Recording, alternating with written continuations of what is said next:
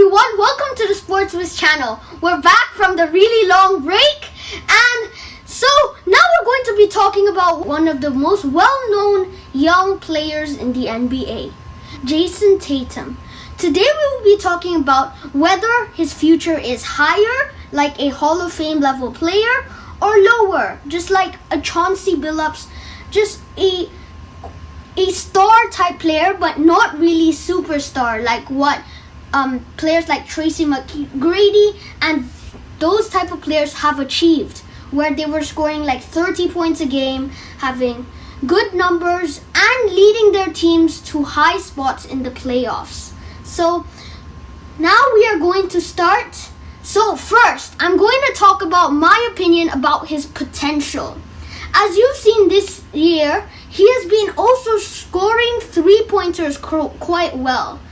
And I think that this also shows that he is a three-level scorer. He can score in the paint, he can score in mid-range, and he can score in the three-point line.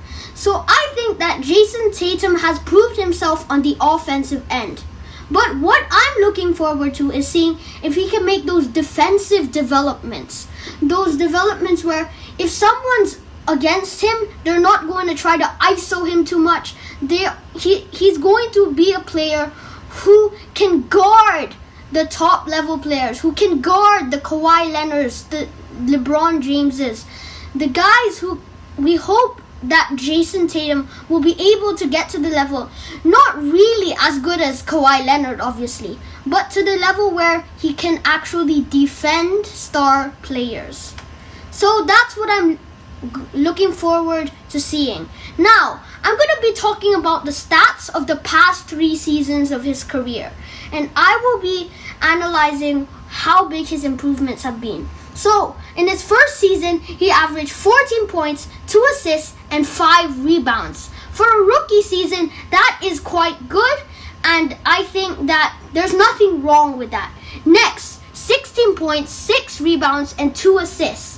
Now, you can see the slight improvement, 1 in rebounds and 2 in points. And I think that if he can consistently do that sort of thing throughout his career, he will be able to become a star player. But you know that all of these superstar players made a really big jump in their career. So we all are waiting for that. And this season, he's averaging 23 points, 7 rebounds, and 3 assists. As you can see, big leaps. 7 points, 1 rebound, and 1 assist. So big leaps that if he does 7 points, 1 rebound, and 1 assist again, he'll get to 30 points. 30 points a game. And that's what, in my opinion, is a superstar level player, if you can get 30 points a game. So now, one thing that I looked into and realized he's not really done the best in is efficiency. In his first season, he was really efficient, but he wasn't taking as many shots, so we can understand that. But still, 47.5% from the field and 43.4% from the three-point line. That is quite efficient.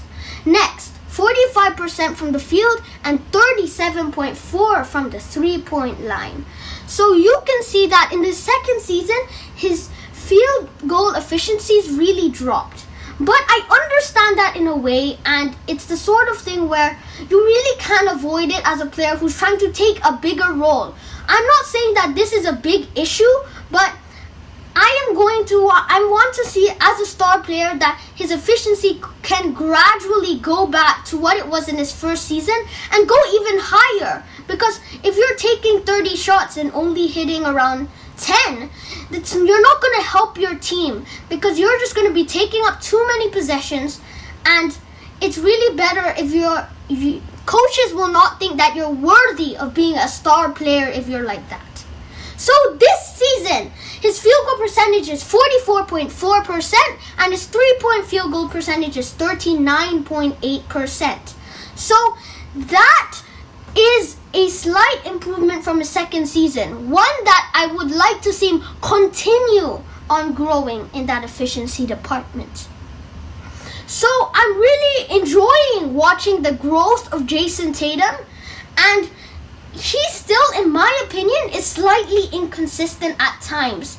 Sometimes he goes off from threes, and the next day he is slightly impossible to see.